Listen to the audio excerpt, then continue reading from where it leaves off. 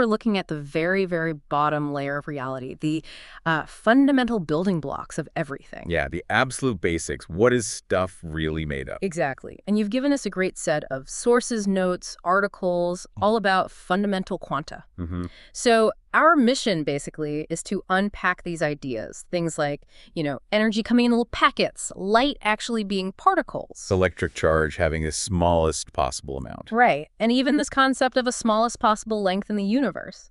And we want to see how they all connect because, spoiler alert, they're surprisingly linked. It's kind of a shortcut to the universe's deepest rules. It really is. Yeah. You start to see this picture where the universe isn't smooth, it's, well, pixelated almost.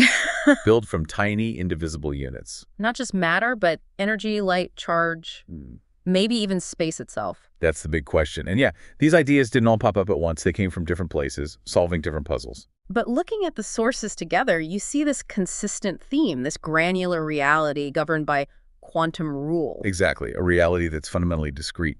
So where should we start connecting these dots? Let's go back to the beginning. Max Planck, 1900. He was stuck on this problem, black body radiation. Right, how objects glow when they get hot.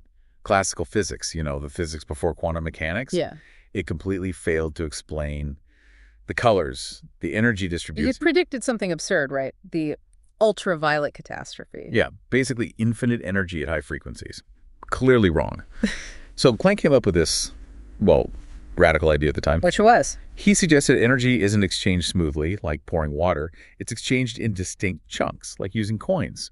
Specific amounts. He called these packets quanta. So a quantum is like the minimum deposit or withdrawal of energy you can make, the smallest unit. That's the essence of it, yeah. The smallest indivisible unit of energy exchange. Yeah. And he gave it math.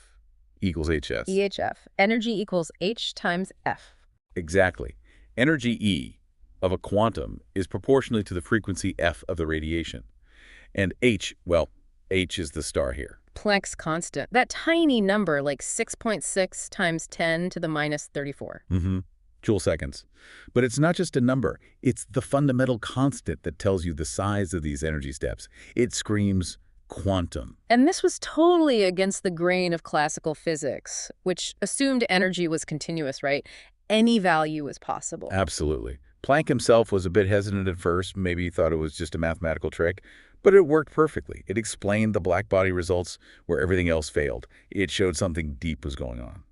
Okay, so energy comes in packets, but the idea didn't stop there, did it? Einstein picked it up just a few years later. Yep, 1905. Einstein took Planck's idea about energy exchange being quantized and said, wait, maybe light itself is made of these packets. He was trying to explain the photoelectric effect. Exactly. Shining light on metal kicks electrons out, but only if the light's frequency is high enough. The brightness, the intensity didn't matter as much as classical waves predicted. So Einstein said it's the energy per packet that counts. ES again. Precisely. Each packet, later called a photon, had to have enough energy, determined by its frequency, to knock an electron loose. More intensity just meant more photons, not more energy per photon. It was strong evidence for light being particle-like. So a photon is the quantum of light, the actual particle of the electromagnetic field. That's it. It's an elementary particle, a boson, carrying the electromagnetic force. And its energy is E-AF, just like Planck's energy quanta. Yes, and the sources also highlight, importantly, that photons also carry momentum, PO or PHEC. They can push things, albeit very gently. Okay, so key things about photons. Gassless. Correct. Always travel at the speed of light, C, in a vacuum. And carry energy and momentum in these discrete packets. And this leads straight into one of the weirdest but most fundamental ideas in quantum mechanics. Wave-particle duality. Ah, right. Light acts like a wave, sometimes showing interference, diffraction. But other times it acts like a particle, hitting like a tiny bullet, a photon. So it's both. You need both descriptions. You absolutely do. The photon concept really cemented that dual nature. It's not either, it's somehow both, depending on how you look at it. Okay, mind-bending. Let's shift gears a bit. Another fundamental thing that's quantized, electric charge. Right, charge. That basic property that makes things feel electric and magnetic forces. And it's not continuous either. Nope. Experiments, most famously Robert Millikan's oil drop experiment around 1909, showed charge comes in fundamental units. Like integer steps again? Exactly. Always integer, multiples of a basic unit, the elementary charge, E. You can't find a free particle with like half an E or pi times E. That's always 1E, 2E, and so on, etc. And E is super small, about 1.6 times 10 to the minus 19 coulombs. That's the charge on a proton plus E, or an electron E. Correct. Now, the sources mention quarks inside protons and neutrons having fractional charges like plus 23E or negative 13. Oh, right. So it's not always integer multiple. Well, quarks are special. They're always stuck together inside particles like protons. 2 up quarks, 1 down, plus 23, plus 23, 13, plus 1E. Or neutrons, 1 up, 2 down, plus 23, 13, 13, 0. They're confined. Ah, so any particle you can actually isolate, any free particle, will have a charge that's 0 or 2OE, 2E, like that. Precisely. The quantization holds for anything we observe freely. And this charge is what plugs into the electromagnetic interactions we were just talking about with photons. Absolutely. Mm. Charged particles are the things that create and respond to electromagnetic fields. And how do they interact? They exchange photons. So the photon is the messenger between charged particles. Exactly. Classically, you have Coulomb's law describing the force, but quantum mechanically, it's mediated by the exchange of virtual photons. The whole framework for this is quantum electrodynamics, QED. Incredibly successful theory. Okay, so packets of energy, photons. Packets of charge, E. Now, for something a bit different from the sources, the Planck length. This isn't a packet of something, but a fundamental scale. Yeah, it's a different kind of beast. It's not directly observed like a charge quantum. It's a length scale that emerges when you combine 3 of the universe's most fundamental constants. Sure. Speed of light, c. Mm-hmm. Planck's constant, well, usually the reduced version, h bar, which is h2a. Okay, h bar for quantum effects, c for relativity. And Newton's gravitational constant, g is, the constant that sets the strength of gravity. So you mix quantum mechanics h bar, relativity c, and gravity g together. Exactly.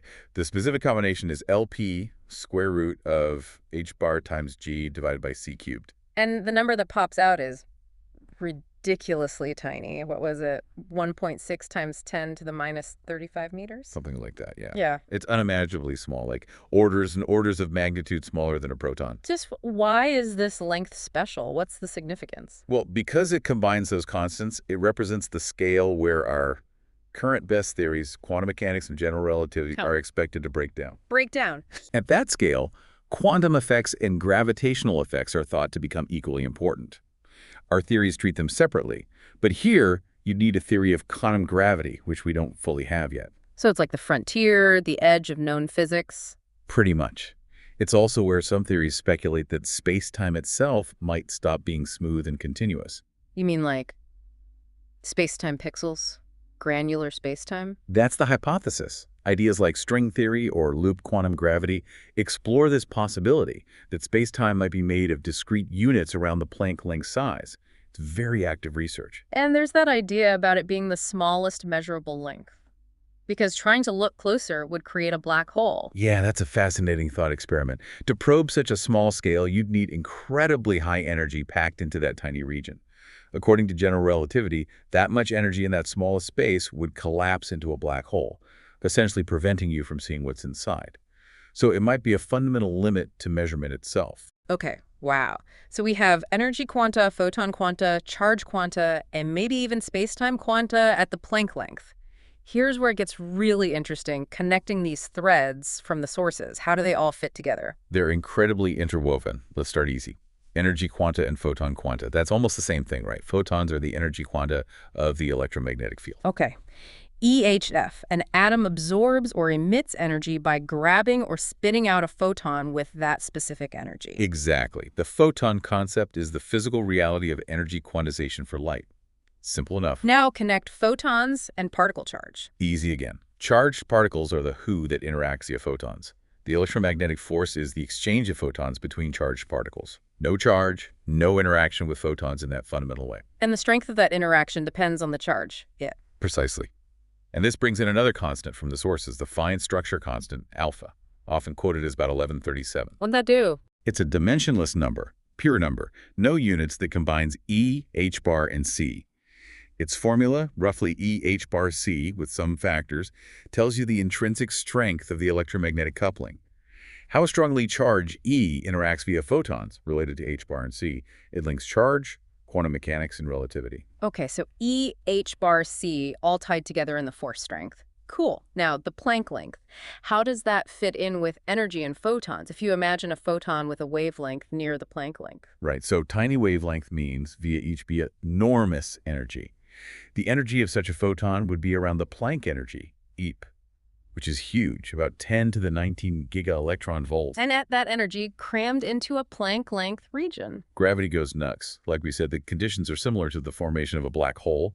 The sources point out that a tiny black hole with the Planck mass, which is related to the Planck energy, would have a size, its Schwarzschild radius, right around the Planck length. So trying to confine that much photon energy basically breaks spacetime as we know it. Our standard picture of photons just zipping through space doesn't apply anymore. Exactly. Gravity becomes just as important as the quantum nature of the photon. You can't ignore it. You desperately need that theory of quantum gravity to understand what happens to energy and light at this fundamental scale. Okay, final link. Particle charge and the Planck length. How do they relate? Well, our current standard model of particle physics takes the elementary charge E and its quantization as experimental facts. It doesn't explain why charge is quantized or why it has the value it does. It just uses the measured value. Right. But theories that try to go deeper, theories aiming for unification or operating at the Planck scale like grand unified theories, GUTs, or quantum gravity theories, often attempt to derive these properties. So they try to explain why charge comes in steps of E from physics happening at the Planck scale. That's the hope. Maybe the quantization of charge is somehow linked to the fundamental structure of spacetime itself at the Planck length. If spacetime is granular, how does a charged particle even exist or move in that environment? It's speculative, but it suggests the origin of charge properties might lie right there at that ultimate small scale. So pulling it all together, what's the big picture message from these interconnected ideas? I think it's this fundamental granularity. The universe seems built on discrete units at its core. Energy comes in quanta, embodied by photons for electromagnetism. Charge comes in quanta, multiples of E. And maybe, just maybe, spacetime itself is quantized at the Planck length. And it's all tied together by those fundamental constants. Absolutely. H bar, E, C, G. They appear everywhere, setting the scales, the strengths, the limits. They weave these different concepts together. Interactions are quantum two photons carrying the force between charges. And the Planck length is this fascinating boundary. It's where our current understanding, our separate theories of the quantum world and gravity hit a wall. We need something new, quantum gravity, which might ultimately explain all these quantum constants from first principles. And that analogy from sources. Yeah, it's quite neat. Energy, photon, quanta are the what and how much of EM interactions. Yeah. Particle charge is the who or what property fuels the force. And the Planck length is the ultimate, where the fundamental stage, maybe even the pixel size of reality, where quantum gravity takes over and possibly dictates all these rules. Wow, that really ties it together. We went from Planck, figuring out hot objects glowing, All the way down to the possible pixelation of space-time itself. seeing how photons, charge, energy, and maybe space and time are all part of this deep, granular quantum picture. Yeah. And it's amazing, isn't it? The scale difference between the charge on one electron, something tangible, and the Planck length, which is almost theoretical. Yeah. Yet the constants suggest they're fundamentally connected. They really do seem to be. And that, leaves us with a pretty mind-bending thought to chew on. If space-time is fundamentally granular at the Planck length, if reality has a minimum pixel size, how does that change everything? How do particles even move or interact on that kind of checkerboard? What does location or even existence truly mean at that absolute basement level of reality? Yeah, that's definitely something to ponder, a completely different view of the universe's fabric. Exactly. Well, thank you for sharing these sources and walking us through this incredible landscape. It gives you a much richer appreciation for these fundamental quantas. My pleasure. It's fascinating stuff. We hope this deep dive has helped you connect those dots too. Keep asking those big questions.